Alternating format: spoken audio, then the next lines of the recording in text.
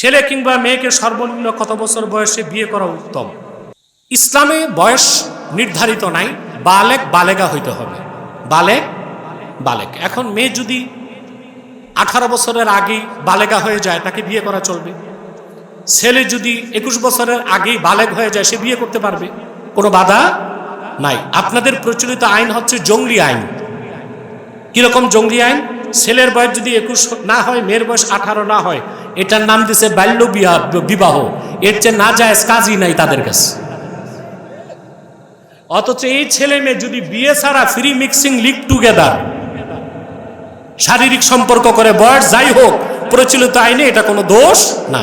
এটা কি জঙ্গলি আইন না? কথা বলেন। আর শরীয়তের হুকুম বালেগ বালেগা, বিয়েতে কোনো সমস্যা নাই। তবে শর্ত হচ্ছে মেয়ে ছেলেকে পছন্দ করে কিনা তা দেখতে হবে, ছেলে মেয়েকে পছন্দ করে কিনা তা দেখতে হবে। এখানে তো বয়সের কোনো বিষয় নাই। দেখা গেল একটা মেয়ের বয়স 26 বছর, বুঝলেন, বিয়ে হয় নাই। এখন একটা আতা ভূতা ছেলে আনছেন আপনি, মেয়ে তো পছন্দ করতেছে না, তাকে কি জোর করে বিয়ে দেওয়া যাবে? এটা জুলুম হবে না?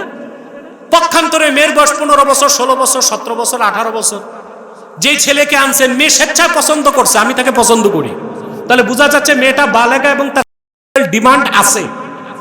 তখন যদি তাকে এই কাজে বাধা দেন, আপনি বৈধ পথে না দেন, সেটা কি মেয়ের উপর অবিচার নয়? কথা বলেন। ইসলামেরটাই সর্বোত্তম, শ্রেষ্ঠ।